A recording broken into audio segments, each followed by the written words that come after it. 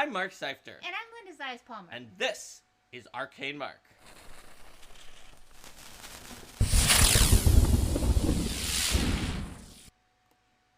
Hi, everybody. Welcome. Today we're going to be chatting about the Investigator. If you saw our episode on the Advanced Player's Guide, we didn't get into detail on any of the classes because we like to be able to have those in these longer episodes where we really dive into their details. So, Mark, you want to start us off there with what the Investigator is? Sure. Should we have Quinn come float up around with us here? Yep. It's Here's Quinn, the Investigator. Wait, I'll do it in the correct direction. There we go. It's There's Quinn, the Investigator. So coming to investigate what it is that we're doing here today. To give our introduction, we usually use the actual class introduction. So, Investigator says, you seek to uncover the truth, doggedly pursuing leads to reveal the plots of devious villains, discover ancient secrets, or unravel other mysteries. Your analytical mind quickly formulates solutions to complicated problems, and your honed senses identify even the most obscure clues. Wielding knowledge as a weapon, you study the creatures and dangers you encounter to exploit their weaknesses. Your key ability is Intelligence, hit points 8 plus Constitution modifier. Role-playing the Investigator. During combat encounters, your keen insights regarding your foes make you more dangerous than your physical strength would suggest. After spending a moment to study your enemies, your perceptiveness allows you to act quickly, striking them where it hurts most. You often assist tougher members of your party, wisely protecting yourself while providing vital aid. During social encounters, few can stand up against your scrutiny. You might not be the most charming, but you see things for what they really are and develop an understanding of a social situation rapidly. Every conversation is an investigation, and you never know what you might uncover. While exploring, you look for clues in your environment. You often prove yourself to be a valuable ally by serving as the party's scout, analyzing the intricacies of puzzles or mysterious phenomena, and pursuing leads that could reveal beneficial information. And in downtime, you study up on subjects new and old, make new allies you can share information with, and pursue hobbies that keep your active mind satisfied. You might make a bit of coin on the side working as a private detective or consulting with the local constabulary. So you might start asking questions, including several that are quite involved, immediately after presented with a conundrum. You might strive to uncover the deeper meanings behind anything you encounter and identify the social machinations that truly drive events behind the scenes. And you might get so involved in a case you ignore other matters, deeming them trivial. Others probably find the cascades of information you spout forth extremely helpful, if difficult to comprehend. They probably get a bit annoyed that you're such a know-it-all, and they probably rely on you to solve mysteries, puzzles, or other challenges requiring intellectual curiosity and reasoning. So that's sort of the intro to Investigator. Now, as an Investigator, you're pretty good at a lot of stuff. You start off as expert in like everything in terms of defenses and perception except fortitude. So perception, check. Reflex, check. Will saves, check.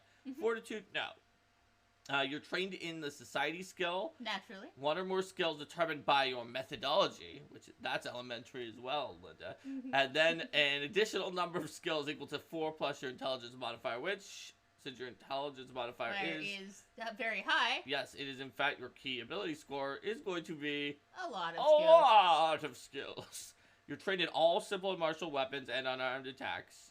You're trained in light armor and unarmored defense, and of course, Investigator Class DC. Who isn't trained in their Class DC if that Class DC exists?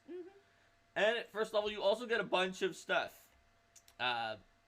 You get Strategic Strike, where you do extra damage when you're using a stratagem, which is another thing you're about to get at first level. You get all the stuff that everybody gets, like your ancestry and background.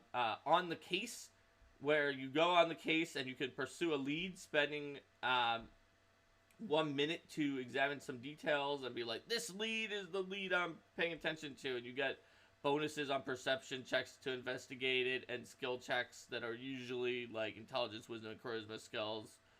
You can have 2 of them open, so you can have one for like the main lead, which is like, this lead is that we're trying to get this artifact that's missing, and then others for incidental leads that show up like along the way, where it's like, there's slime on the wall. Maybe I'll also look at that. I know when I first saw this ability, I was thinking about it more from the perspective of like those big ones, like, we're trying to figure out what happened with the missing artifact. But those incidental ones are really useful to just be able to activate when you need them, to investigate little things along the way. It's interesting how many things you can frame as a mystery when you start thinking like an investigator. That's right. And you can clue in as a reaction once every 10 minutes to clue in one of your allies to give them the circumstance bonus that you would have gotten, which starts as +1 from Pursue Elite. You then finally devise a stratagem, which we kind of already knew about from Strategic Strike all the way back with Strategic Strike, is the ability to spend an action once per round to analyze weaknesses, play out combat out in your head, and then roll an attack roll using your intelligence modifier, and that is how the fight will turn out if you attack that person this round. You've counted for everything, so you can figure out, oh, that's probably gonna hit, let's do it, or no, that's not gonna hit, let's do something else, or attack someone else, and then change the dynamics, and then maybe you can go back in a later action and attack that person. And you can also use your intelligence modifier on your attack roll instead of your strength or dex modifier if you're using some of those more like agile or finessey attacks. That's right. And if you do, then you are going to apply your strategic strike damage. And there's Failed Little Cat says pursue a lead along with the free action stratagem comes up a lot more if you're proactive as a player.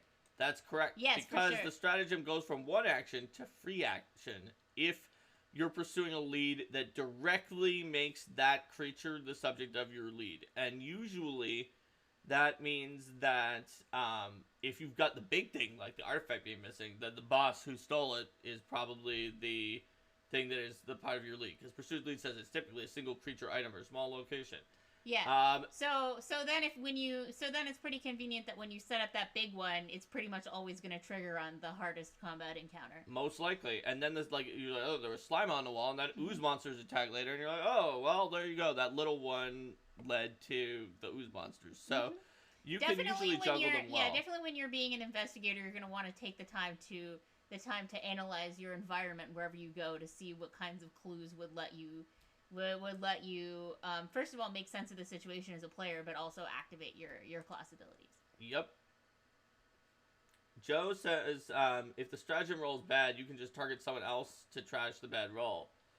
Well, so it says in Devise a Stratagem, choose a creature you can see and roll a d20. If you strike that creature at all later this round, you must use the result of the roll to devise a stratagem. You make the substitution only for the first strike you make against that creature this round, not any subsequent attack. So if you choose to attack I may have other implied creatures, something off there. You can attack other creatures. You can even do something else to that creature, such as intimidate them, but you can't go back and make a strike against that creature that round unless because you you're already going to know use how that's that going to roll. go. But there are some other ways you could exploit that to your advantage. For example, let's say you get a natural 20. Mm-hmm. You might be tempted to be like, all right, yeah, I'm going to attack them. But you actually might want to attack someone else because that you know natural you're going to get the natural 20 is almost definitely still a crit on the second attack. Yes. Now, it might not be on the third attack if you're so inaccurate that a natural 20 would normally miss on your third attack. So think about that. But if you think the natural 20 would normally be a hit on the third attack without the special rule, you could even use that on your last attack. That's sketchier on a boss opponent, though, right? Mm-hmm. And you might not even have a third attack if you didn't get a free action stratagem or a haste. But, so think about how all those things come in, and you can be sure to get the most advantage from Devise a Stratagem, which is actually, it might sound like, oh, well, I spent an action if I don't have the advantage from them being a lead, and then to make the attack roll, and then later I'm using it so I get fewer actions, but it's actually... Knowledge is power, and the knowledge of what that roll is going to be is a huge advantage if you use it wisely. Alright, so you get also a methodology at first level, which also gives you more abilities and an investigator class feat. So you get a lot at first level, and then you keep picking up more stuff because you wind up getting basically additional skill increases like the rogue at even levels, and you wind up getting additional skill feats at odd levels, but There's something special called skillful lessons that must be for intelligence, wisdom, and charisma-based skills. Usually not a problem because, like, society is like, I've got you covered. I've got so many skill feats just for society. The one that you know that as an investigator you have to have. Yeah. That you'll never run out. And medicine's got quite a few as well. Oh yeah, no, medicine useful. is great. I'm not even saying all the ones for society are the best ones. I'm just saying that society has a huge number of them. Yeah, and if you want and while charisma may not be the necessarily your investigator's forte, if you have one charisma-based skill that you want to go with to assist with your investigations, you can pick up a lot of useful feats for that as well. Yep. Also, if you're like the interrogator or whichever methodology it is, there's one that likes to use charisma skills more, and so that'll work out for you. We'll get to that when we get to the methodologies. So also you can eventually get at level 3 keen recollection, where you can recall knowledge with your level instead of +0 when you're untrained. You can pick up your weapon expertise at level 5. No surprise there if you've been following this series. Like, that's where most martial characters get it. At level 7, though, you get master perception, which is pretty handy because you're an investigator and you always notice things. You get weapon specialization at 7, not a surprise. Great fortitude at 9, so you'll finally at level 9 you'll have expert in your last thing, fortitude. And investigator expertise comes there too. You not only get investigator class DC of expert, but your pursue a lead increases to +2, which is huge for if you're always pursuing leads, you're always getting +2 on that. 2 is a big bonus in PF2, and you're granting it to your ally once every 10 minutes. 2 is pretty. 2 is. I mean, even 1 is quite significant, and 4 is as high as bonuses can go. So. At least it's as high as circumstance and status bonuses traditionally are allowed to go. I don't think we've ever made one that isn't, but technically the rulebook doesn't say that they have a cap, but that you shouldn't put them above that. Item bonuses only go to 3 unless you're into like weird things like tree razors, axe, or artifacts. Fair enough. So they all have different things. I kind of just remember it as like, if you see a bonus that's higher than 4, like, or even if it is 4, like, take a really close look at it. Yes. Even if it's 3, you might want to look at it too. But it is true that 4 is a soft cap in that we're probably not going to do things above 4, but, you know, we reserve the right to do them, I guess. Yeah. So, like, if there's something at some point that's like, this thing is a 30th level opponent and it gets a +5 status bonus, or I don't know. Anyway, at 11th level, deductive improvisation will allow you to attempt any check that requires you to be trained, even if you're untrained. Now, as an investigator, you may be trained in everything, but you can try it. It continues on to say that if there's a check that requires X proficiency, you can do it as long as you're trained. Yep. And you can do anything that requires you to be a master as long as you're an expert. That's pretty handy because with all of your skill increases, you can be you can be trained in almost everything. So you can do expert stuff in all of it too. So you may have decided to spread out a bit more so that you have more so that you're trained in basically everything, and then you'll be able to use all the expert ones, or you may have focused more in skills and then you'll have more that you'll be able to use that master for whenever you have the rogue is like, look, I have almost as many skills as you, investigator, and my sneak attack comes on more text per round, and the investigator's like, yeah, but you know, you can't do expert in all of the things, and I can. That's one of the things they can do at level 11. Resolve is going to give you master will save at level 11 and get a critical success when you roll a success, just like Resolve always does. You can get legendary perception at level 13. Is that the soonest that it comes for any class? Resolve? No, incredible senses. I think it's tied with the rogue. But rogue gets slippery mind, which is similar to Resolve later than the investigator, but gets evasion much sooner. Speaking of which, we haven't gotten evasion yet. Light armor expertise level 13. Weapon mastery level 13. Weapon mastery, not a surprise, at level 13. Evasion level 15. Master reflex level 15. Greater weapon specialization level 17. Greater resolve. So we get the legendary at will saves, which rogue absolutely does not get. Very few classes do, but investigator does. And I mean, if you're going to be poking your head into all sorts of all sorts of things. By that level, you probably want to have greater resolve, because if that book that you were checking out is like some Lovecraftian horror, then that's true. If I was gonna read a book by Lovecraft, I would want greater resolve also. Light Armor Mastery is level 19. You become a master at Light Armor. And Master Detective, where you are a master at your class DC for Investigator, but also, basically, if you're pursuing the subject of a lead, you enter a new location, including another clue towards the mystery. The GM tells you that there is a clue and what type of clue it is, and if you find a clue, the GM informs you you have done so. There might be more than one clue. They only inform you about one. So, pretty handy. You just always know if there's something about your lead. All right. So that was the base class features, but we've also got well, actually not really, because we've still got methodologies. We do have methodologies. I said we would get to those. So there are several methodologies that you can have. The methodology is basically like, how do you do your investigation? What is it that really sets you apart from just somebody who comes in and like puts their hand on their chin and is like, oh, I have the answer. Alchemical sciences, you use chemical and alchemical analysis, and you're, oh, well, this means that this blood matches the one on the scene, or this dirt that was on the shoe print could only be found on beaches where goblins collect junk. So with alchemicals... Isn't that like all beaches?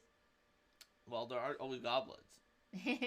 So chemical sciences gives you crafting and alchemical crafting and a formula book, and you get a few free elixirs each day, which or alchemical tools. It's actually a pretty powerful ability. It's obviously much less powerful than the alchemist gets, because you only get a few based on your intelligence modifier. You can't double them up like the alchemist can, and there's several categories that you cannot create. And the empiricism is like, they actually are the one that puts their hand on their chin. Yeah, like, aha. They're also the one. They're also the one in like those detective shows who they always show like writing equations on things, and then just like arbitrary equations on like chalkboards and transparent walls and things like that, and then being like, aha. Potentially, or just like putting their hand on their chin and the numbers flash in the show in the air in front of them. You see all these numbers and Greek letters, and then they're like, I figured it out. Yes. That's totally empiricism. They do it based on data. So, not only do they get the That's Odd investigator feat, where they can tell something's odd when they come in there, they have expeditious inspection. Once every 10 minutes, they can recall knowledge, seek, or sense motive as a free action. Then there's forensic medicine. Which I mean, that's quite useful, because you see... Because it encourages people to use that vital recall knowledge in combat. I find that sometimes people are like, oh, I'm not sure if I want to use recall knowledge, and then later on it's like, oh, crud, we should have used recall knowledge, and then we would have known about this ability or this resistance or all that kind of stuff. There's an investigator feat that lets you recall knowledge every time you devise a stratagem too, which is handy. Forensic medicine is one that uses like medicinal information from the forensics of the scenes to solve a case. So they have an overlap. Some of the alchemical sciences might analyze the chemical compound that are in the blood. Forensic medicine could maybe do that with blood. They don't do it with a lot of chemicals. That they could look at the spatter of the blood and be like, where the blood is spattered on the scene indicates that there was a knife stab. They're gonna be the ones from like those detective shows where they show like the map of the scene, and then they're like you see like these figures walking around recreating the events of the scene, so that all of the objects wind up in the right place. Or they show the bone. It's like there's perimortem bruising on on the bone structure here, and indicates whereas the first ones are gonna be the ones like on the detective shows where they run things and they're like, well, the chemical composition of this particular dirt indicates that it came from this exact field, and that means that's right. Yeah. And the life cycle of carrion insects is like, oh, these maggots are actually too young. The body was not actually killed at the time that they thought it was. And you get medicine, forensic acumen, which is an investigator feat, and the battle medicine skill feat. And then there's the interrogation. Oh, plus you're better with battle medicine. Oh, yes.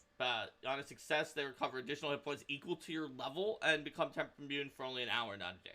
Quite useful. Yeah. So yeah, interrogation is the last one. Go for it. Yeah, interrogation is the last one, the one that Mark mentioned before, as the one who has a way to get others talking. So they are somebody who they are trained in diplomacy, and they gain the no cause for alarm skill feat. They can pursue leads over the course of conversation, as long as the conversation is sufficiently long. So they could try to pursue a lead while making an impression on someone, or pursue a lead about an object while someone is telling them information about that object. So they're kind of like, they'll just get people going in conversation, and then and they know how to get information out of folks. They also gain the pointed question action, which is just well, actually, just one more thing. Yeah. So it's like the thing where that would be like the shows where, you know, the detective is talking to the person, and the person's like, yeah, and they just have like this friendly rapport, and the person doesn't really suspect what's going on, and the detective just asks that question that cuts right to the heart of the matter, and you see the person be like, oh crap. Yep. They still don't have to answer truthfully, but if you succeed, or critically succeed, they have to give an answer. Mm-hmm. And you also get a bonus to tell if they're lying when they give an answer. Which, remember, unless you critically succeed, you can't tell what they're covering up, but you can just tell that whatever it was is a lie. Yes. Like, yeah. And then failure, if you fail, they can refuse to answer. If you critically fail, they can refuse to answer, and they get mad at you for asking just one more thing. Mm-hmm. So, those are the methodologies that we've got. And we've also got a lot of investigator feats, and there's some good ones in here, and there's some really good ones in here. So, you've got flexible studies, where you basically are able to cram on a subject and just change one, just add in a trained skill that you need, possibly a lore that's like, well, I'm going to this city, so I'll gain lore on that exact city. Specific city. Yeah, we definitely had investigators doing that, where it's like... Were you doing that with your elf feat or the investigator feat when you were playtesting your investigator, or both? I don't remember which one I used, but I know that type of ability is definitely useful to temporarily train in whatever lore is going to be super relevant. Yep. It's like, yeah, I'm temporarily... Like, I know we're going to be going after like a group of bugbears in this adventure. So I'm gonna give myself bugbear lore, or like, yep, oddly specific lore. So known weaknesses is the one I mentioned. Whenever you devise a stratagem, you can recall knowledge on them. Takedown expert kind of. It makes you into, like, an enforcer kind of investigator who has, like, clubs and those kind of things and makes non-lethal attacks to take down the criminals.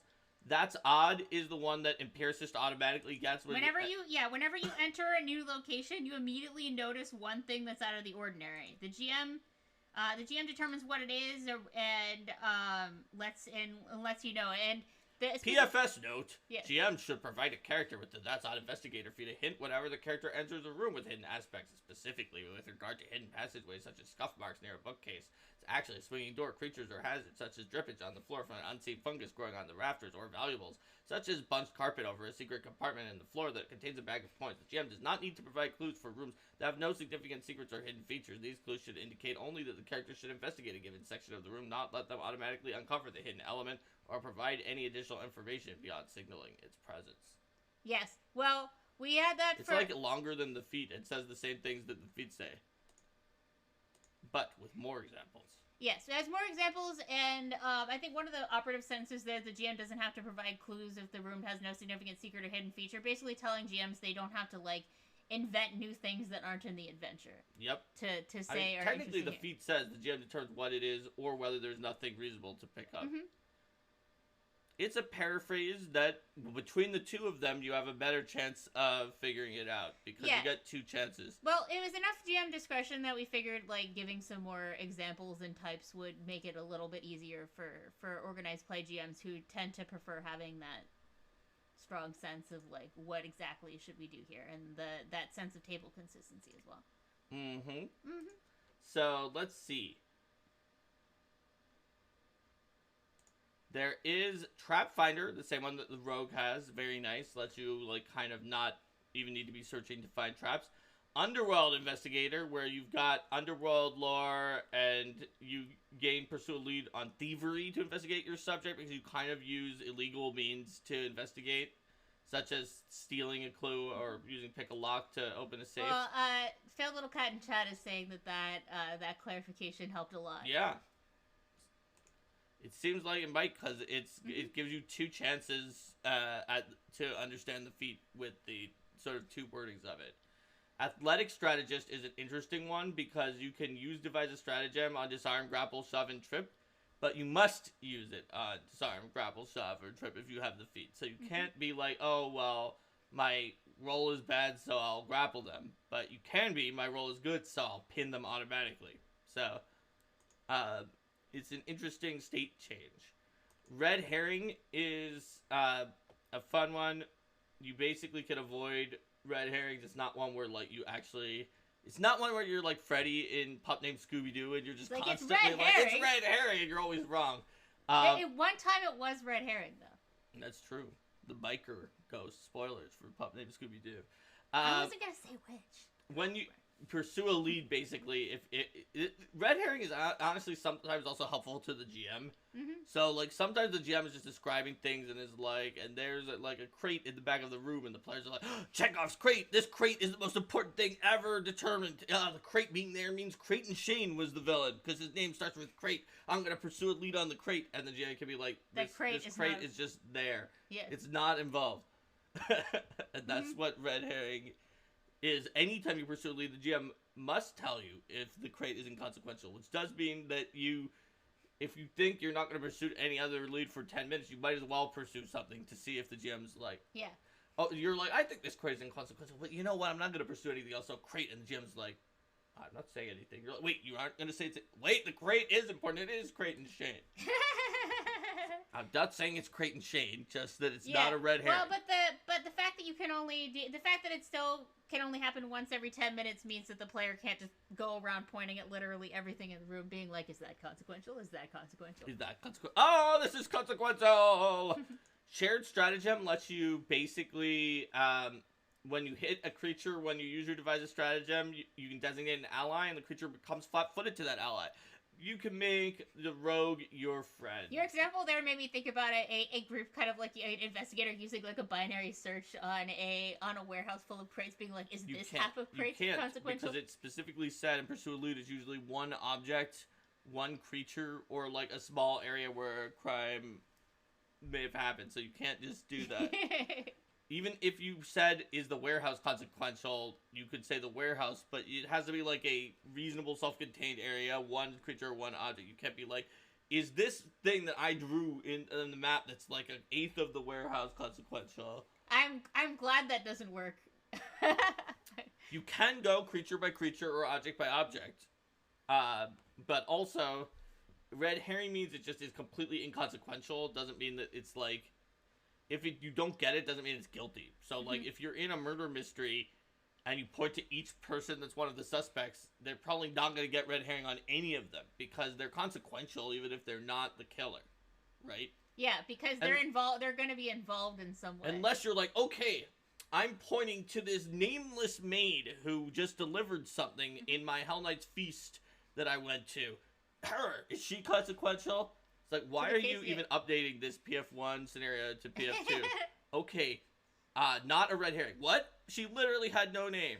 She's the BBG. Oh, no! But normally you would get a red herring from, like, a literally nameless character that's not one of the suspects, not one of the influenced people. Or just like, oh, yeah, you know, even if they have a name, they're just, like, completely not related to the case in any way. Failed Little Cat points out Shared Stratagem can be very strong because it can give flat-footed to spell attack, ranged spell attacks, for example. And that is true. There are a few things that can, like tripping someone who doesn't then take cover after being tripped, or, like, Scoundrels, Scoundrels Faint, and it is one way to give your spell attack a little extra oomph, and spell attacks are usually very powerful, so you want to give them some extra oomph.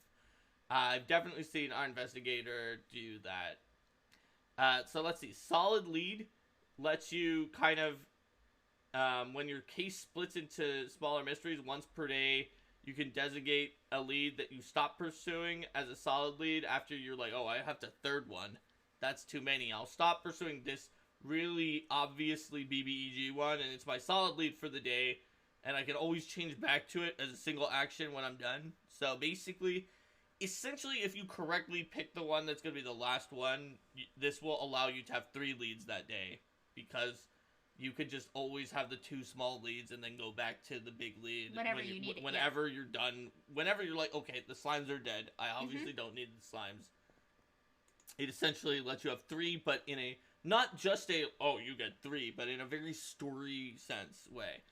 Alchemical discoveries is one for alchemical methodology that can give you more formulas, and you can get a few more versatile vials. It's still not a huge amount, but a little bit more. Detective's readiness. When you're on a case, you basically get a circumstance bonus from pursue a lead on your saving throws against the subject of the lead, and you can clue in on saving throws. Can be nice if you're reading that book that makes you make a will save. Yes. Lie detector is one that's for the empiricism and yes. interrogator. Yeah. They get a bonus on perception checks to sense motive and perception DCs against attempts to lie. And if somebody tries to lie, to them, they can twist that lie around to their advantage to make it easier to question that person in the future. Ongoing investigation is basically you're always investigating the exploration tactic, even when you're doing something else. That could be very handy. Scalpel's point for forensic medicine allows you to do bleed damage when you critically hit and are devising a stratagem because you know anatomy so well. Strategic assessment. You can basically learn your foe's strengths and weaknesses because you're watching them, and so when you critically hit a creature with your devised stratagem, you find out a bunch of their weaknesses or strengths. Connect the dots is actually a PFS restricted one, where when you're pursuing at least 2 leads, you try to find what the connection is between the 2 leads, which is usually a crafting check if they're both items, or a society check for anything else. If they're creatures, it usually is the highest DC among their deception and will DCs. If none of them is creatures, or at least one is an item, you can usually use a hard DC for the level of the highest level item. And if neither applies to DC, it's usually hard expert or hard master, 22 or 20 or 32. Once you try to connect the dots between 2 leads, you can never try it again, ever. Unless the GM says, well, you learned a lot more because you figured out that this random maid is actually a succubus assassin, so now you can connect the dots differently on them. Yeah, that one's restricted because of the number of, usually it's this, usually it's that, usually the DC is this one or this one.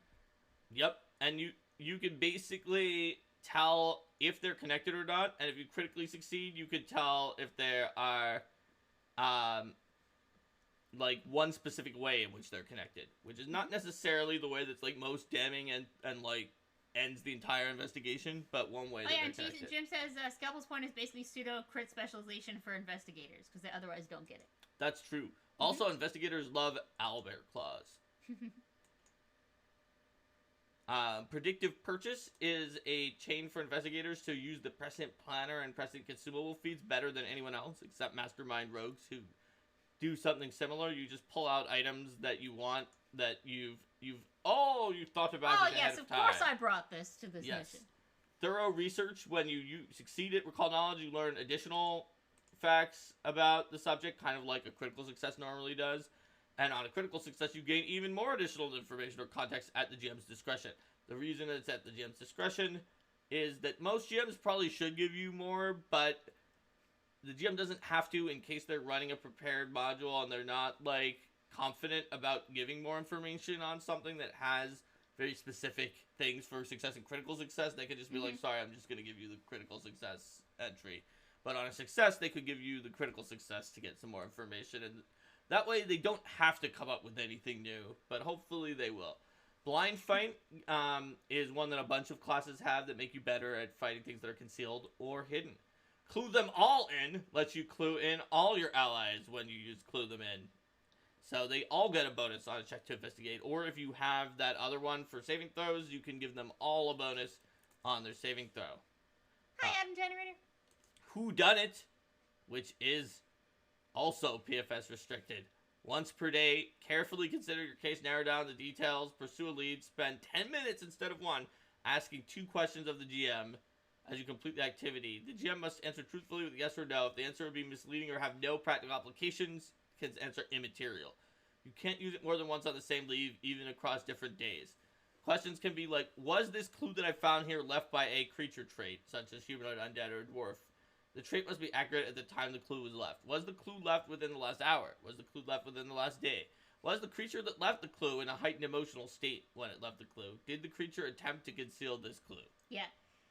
That one's PFS restricted because we don't always provide enough information for the GMs to know how to answer. GM's like, I don't know if it was in the last hour or not. It doesn't say. Yeah. It could be the case in PFS. Just one more thing. Well, there's more than one more thing. Yes. But one more thing. that is the next feat. It's the first 10th level feat. Yes. Where you do a feint, a request, or a demoralize, and you fail but didn't critically fail. You can then add another bit of information or ask another pointed question to possibly salvage your previous attempt. Reroll the fail check using the new results. If the target of the fail check is the subject of a lead you're pursuing, double your bonus for pursue a lead on the reroll check. They're then temporarily immune to just one more thing, because then it wouldn't just be one more thing. It would be another thing. Just one more thing. You already said one more thing. It wasn't one more thing at all, was it, Investigator? You can also use Curses, it when you're lying, gathering information, making an impression, or coercing, but it takes a minute, half the amount of time you initially spent on the check. So like a half a minute to a minute of one more round. Instead of taking, I guess gather information is more than that. But because of the fact that feint, request, and demoralize are always one action, that's why just one more thing is one action for those. So you can gather information. I didn't find anything. Just one more thing, bartender. Mm-hmm. Ongoing strategy is an interesting one. So on any strike for which you didn't devise a stratagem, you still deal precision damage equal to half the number of strategic strikes damage dice, as long as the weapon or unarmed attack you used is one that would have let you use your int modifier. So if you have 4 damage dice, you still deal 2 precision damage. Or sorry, equal to your number. Your number, it's 4. Yeah. That's like half your number sounded too bad. Yeah, I just reread that number half into it for no reason. So if you have 4 dice, you do 4 damage every time. That could be helpful, especially if your stratagems are not being friendly to you that day. Suspective opportunity for when something intrudes upon your case unexpectedly. Once per hour, you can react to pursue a lead against a triggering foe. A foe that takes a hostile action against you, which can be nice because now it's a free action to use your stratagem on them. Very, very handy. And then at the end of the combat encounter, that temporary lead goes away and you switch back to your original lead. Which means if you took that with the hard lead one, you can actually have 4 essentially, because you can have the big one that you're always actually switching out of to 2 little ones, and then the opportunity ones per hour, and then it comes back, and you could just mix and match around a lot. Foresee danger is also an interesting reaction where you get targeted by an attack and you use your perception DC instead of your AC, and that can be handy because of the fact that like flat-footed and some other things might debuff your AC, but not your perception. Your perception, yeah. Yeah.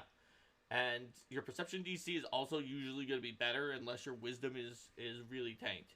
So it's actually a very very powerful defensive reaction that you can use. Mm-hmm. Reason rapidly allows you as one action to take up to 5 recall knowledge actions. Although if you have like weird triggers that are like every time you recall knowledge you deal 10d6 mental damage to something, you don't get to do that 5 times.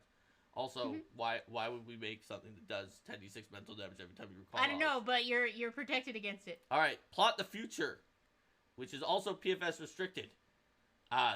You spend 10 minutes in contemplation to uncannily predict how events will play out. Choose a particular goal or activity you plan to engage in within 1 week, or an event you expect might happen within 1 week. You analyze whether it's likely to come to pass, learning whether it's highly likely, somewhat unlikely, or highly unlikely. You also gain 1 piece of advice from the GM suggesting a course of action you or your allies could take that might make the chosen event more or less likely, whichever you would like it to be. The GM determines the likeliness of the event and the piece of advice you lose. So it's kind of like in the vein of read omens, which is uncommon as well.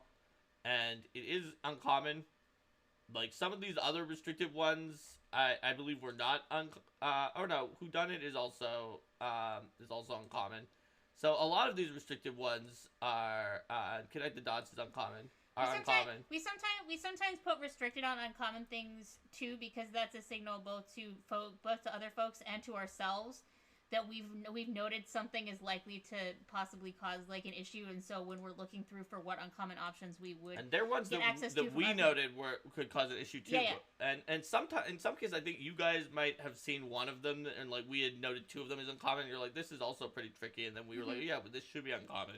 Yeah, but it also helps future. It also helps like sort of future organized play team to be able to look at things and be like, okay, yeah, these things were marked, so we're not going to look at these, but we'll look at some other ones and consider what could be available for business. And honestly, they should be uncommon because it requires so much of the GM.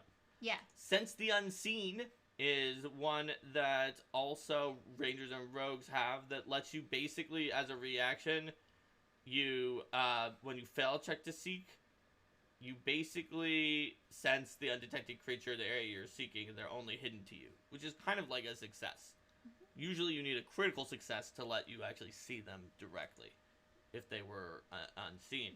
Strategic Bypass lets you get around your foe's resistances. When you use Devise a Stratagem and sub your attack roll with that, you ignore an amount of resistance equal to your intelligence modifier to each resistance that applies. Very useful if they've got multiple resistance. Yeah, if they've got fire resistance and physical resistance to your flaming weapon, then your int modifier is coming in there, and you're going to get 10 more damage on that attack. Mm-hmm. Maybe not if their fire resistance is so high that removing fire resistance still isn't enough to let your flaming go through. And honestly, by this level, you might have greater flaming, which already ignores their resistance. But still, it can apply potentially multiple times. Then there is Didactic Strike, where you find a weakness and set your allies up to annihilate the foe. Use shared stratagem, designate up to 10 allies that's flat-footed against the first attack from all of those allies, and their first attacks all do 2d6 extra precision damage. That's a lot of damage. Also note, it's just like whoever it was who said it before said, it's first attack, it's not first strike. So you could even add 2d6 precision damage to like some weird spell attack that people are making. And you absolutely can do some fun stuff there. Looks like in the chat we have, I love Investigator 2, but mostly when someone else plays it. Alright, so, delegating sneak attack damage.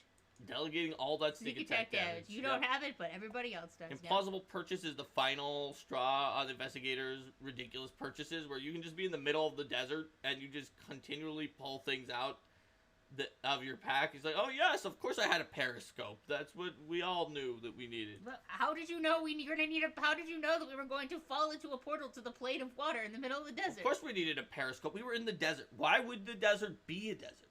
Obviously, there was a portal to the plane of water that was subverted, was sucking all of the water out. That's why it's a desert. Come on, fighter. Get with the program. You and I have different definitions of obviously. It was trivial. And this is why you're an insufferable know-it-all, Investigator. Elementary, my dear Froggery. Reconstruct the scene lets you spend a minute surveying a small location, moving around, studying the footprints, and get an indistinct impression of significant events that happened there. It gives you some clues and details about events in the time frame, but not a perfect record. But it is not enough to identify, like, exactly who was the person, but you might be able to make out a bunch of details, and, like, somebody came in here, and they went behind, and they talked to them, and the other person turned around and talked back, and then they stabbed them, or something like that. There could be important clues, a memorable weapon. Oh, yeah, they stabbed them with a dagger, or they were wearing a cloak. You basically reconstruct the entire scene, and you find a few additional clues from it, too. Lead Investigator requires clue them all in, which already was going to be pretty good, but this one, you spend a minute briefing up to 4 allies. They gain the same circumstance bonus you do from pursue a lead, period. Mm-hmm. Until you're pursuing that lead, or until an entire day has passed, whichever comes first. Which is +2 at this level. And it doesn't give you detective's readiness. You still can do that with your reaction, but they don't get the saving throws too. Trickster's Ace, which is also a rogue feat, lets you put up a contingency that you can use to protect yourself. All the Time in the World is from a Fist of the Ruby Phoenix. Fist of the Ruby Phoenix one, where you basically sort of time stop to get mental actions. Everyone's a suspect. Advanced Player's Guide. You are so suspicious of everyone you meet. You keep mental notes on how to defeat them all, even your own allies. It's like Batman always knows how to defeat the rest of the Justice League. After interacting with a creature for at least 1 minute, you automatically pursue a lead with that creature as the subject. You could have any number of these leads at any given time. When you pursue a lead again, you don't give up the automatic subjects. So, everyone's a suspect to you. And then Just the Facts is a 20th level feat where you fundamentally understand everything. Your research can't possibly be wrong. You're permanently quickened. Your extra action to recall knowledge. Your checks to recall knowledge are no longer secret.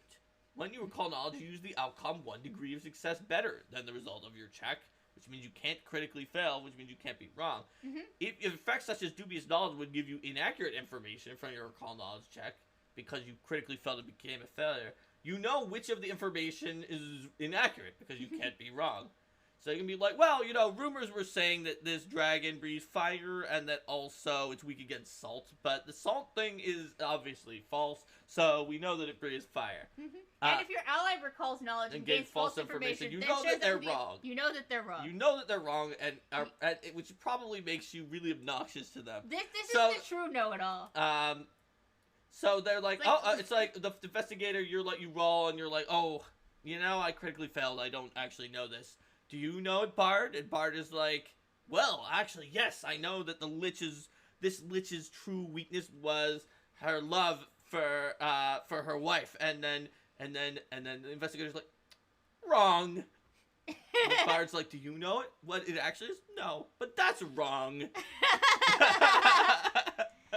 And then the investigator is actually literally always right about that. And they're always right. How insufferable is that? It's like, we kicked the investigator out of our group. Wasn't it a 20th level investigator? Isn't it useful? I've heard that the investigator is always right. It's like, that's why we kicked him out of the group. He's always right. We can't stand it. And then the other person's like, you probably shouldn't kick him out of the group, because if he goes and joins the villains, he's going to be even more insufferable. We couldn't stand it. He told us we had to brush our teeth more because we were going to get tooth decay. And then we're like, what? And he's like, I'm always right. You know, that makes me think of playing one of those who is also like really good at bluff. So then so that they can leverage their being always right to try to trick people sometimes too. The thing is that they're not always right about, like, their inferences, but the facts that they recall are always right. Yes, but using that with deception. It's like 90% of people it's like, why do you know this? Listen, I'm always right. It's a fact. Just the facts. Just the facts. All right. So that's what we've got for the regular investigator. Let's quickly take a look at the investigator multi-class. We already saw its picture when we went through the Advanced Player's Guide. I totally did not write archetype, so I did not get it up. Here we go. So with Investigator multi-class, which Linda has on her Oracle, yes. You need a lot of intelligence. You gain on the case. You just flat out gain on the case. Oracle is not the optimum one to take this with. It was actually pretty like problematic that your Oracle, your life Oracle has such low dexterity and constitution. Yes, yes it is. But she was the concept based off a PF1 character. Based off a PF1 character, Psychic Searcher, and I wanted to play that in PF2. So you just flat out get pursue a lead and clue in, and they are at their full value, and you become training society and another skill of your choice, and in Investigator class DC, so that's pretty good already. With basic deduction and advanced deduction, you can get Investigator feats just like every multi-class. You can get Investigator Stratagem at level 4. You do not get the intelligence modifier thing from it, or from any feat that says it uses your intelligence modifier, such as Athletic Strategist. But you can still, like, pre-roll the die. You just have to use your dexterity or your strength. Which is also, again, pretty cool. Keen Recollection can give you the ability to what was that one? That's the one where you recall knowledge. You add Yeah. your level. There's probably other ways you could get that, but you know it's That's available one of the to ways. you. Yep. Skill mastery, which will allow you to change a skill from expert to master and another from trained to expert, kind of like rogue. And then master spotter, where your perception becomes master. Mm-hmm. So it was probably like pretty guessable if you saw what some of the other martial classes and the rogue multi-class could do. Maybe skill mastery and keen recollection were the only ones that were surprised there, or maybe it was a surprise that it got all of Pursue Lead, Clue In, and Stratagem if you wanted to. So that's what we got in the multi-class. So this multi-class, you know, generally you want a character who can afford a bit more int without digging into all of their skills, but you can totally play like an Oracle one if you want. Yep. Character investigator like rogue is a great way to get more skill based, more skill based options for your character. That's right. It just depends upon sort of what. So a lot of the ones that were good for the rogue multi-class are also going to be good here. Investigator multi-class, if you have the intelligence and you don't want to take that that sneak attack feat, which is like slightly more powerful / mathematical, at least in a way that we don't usually do with feats, so some people really do want to take it. But if you don't and you have the intelligence, you should always take the investigator one because you're going to get a lot of things. But those are definitely two caveats that mean that there are a lot of times you want to take rogue. And what about archetypes that investigators themselves might want to take? Well, investigators love taking all sorts of archetypes because they've got so many skill feats and some archetypes that... So any archetype that lets you use skill feats to get through the archetype, the investigator is just like, ha ha ha.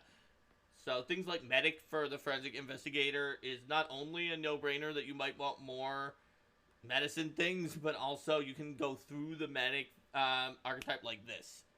Like, in like 2 levels, you're done, or something like that. Yeah. And that's generally true for anything that has a lot of skill feats in there that you can get right through it with the investigator, and you have plenty of other skill feats. But also, just like a lot of these classes, we've always said there are a lot of like another one that you might want to consider is a intelligence-based spellcaster multi-class. If you do that and take a saving throw spell, then you can use the saving throw spell when your stratagem is garbage. You're like, oh, my stratagem is garbage, but I still want to hit this guy. Let's saving throw. Let's do an electric arc or something. And your intelligence is very high because it's your key ability score. So your DC is going to be pretty okay at low levels. Obviously, it doesn't scale as well as a full caster because you're not a full caster. We got an investigator witch multi-class here in the chat. That is one example. For example, it's very handy. But there's also like you can get all sorts of benefits out of other investigator stuff than that. And because of the fact that for example, that your stratagem doesn't, like, it's not a bespoke action that, like, is 2 actions and then, like, pre-rolled and then makes the attack or anything like that. It's, you pre-roll and then you use it later in a strike, so you can use it with any kind of combat style. So you could be like, I'm a 2-weapon fighting investigator, and I can double slice them, and one of the first one is the stratagem, or whatever. There are a lot of different ways you could go with that. You can be an archer. Like, archer investigators are pretty solid, particularly since bows with pretty high deadly die. So you using them when you know you're likely to get that critical hit can get you some advantages. You could even try to get some spells with a spell multi-class, get out of that, and then go into like an Eldritch Archer. There's a lot of ways you can go. There is a problem with Eldritch Archer, which is that the main problem with Eldritch Archer is that you basically can't use its key thing when you're using stratagem unless you basically have to be getting your free action stratagem because of the fact that you are pursuing the lead on them. But if you do, then it's extremely powerful because you've pre-rolled an attack roll for your bow, which is also going to add a ridiculous spell into it potentially. Maybe not that ridiculous because you got it from multi-class, and so it's a little lower level, but still, like, at the highest levels of play, you've got, like, disintegrates and things on there, right? And you normally can't devise a stratagem for a disintegrate. So, that's correct, Rico. Attack spells do not interact with devise a stratagem since spell attacks are not strikes. So you could use a Ray of Frost after you've done a stratagem that you know is bad. Mm-hmm. You absolutely can. So, like, anything you do with your spells is going to be a way to get around the stratagem being bad. The one that gets really dicey is the fact that it says that the substitution is the first... Oh, no, it's the first strike, so it's fine. Yeah, it doesn't get strike, dicey. Yeah. I thought, is it going to say first attack? Failed Little Cat God says it can feel a little difficult to play melee as an investigator because of having to spend actions on movement and the stratagem. While locked in melee combat, it might be harder to swap targets. That's definitely true if you don't have haste and you don't have a free action lead. Then as an investigator, it can be hard to chase down your targets. Now, if they come to you, that makes it easier. If it's like, well, you know, you the one who figured out their secret. There are even ways you can play that socially, like where you're like, I know your real secret, Lady Chatterley, and then you don't say what it is to your allies. It's like, I'll reveal it soon, and like then you might have them send people after you because your allies don't know what it is yet.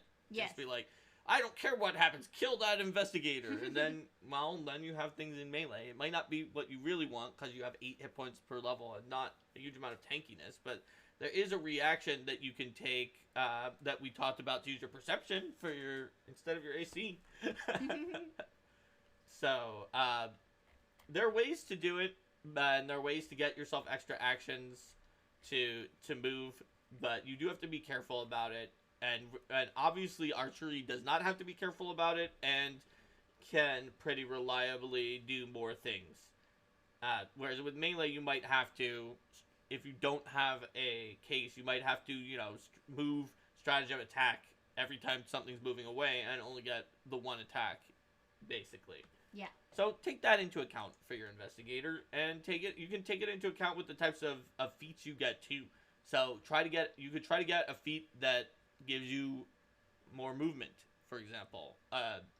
So something like a sudden charge if you think that you're gonna have to move twice and your melee, or one of those flourish feats that can let you move and attack together, and other things like that can be a good strategy for a melee investigator. All right. A good stratagem. Yes. We have devised a good stratagem. So let's say goodbye to YouTube and go to our post show. Bye. Bye.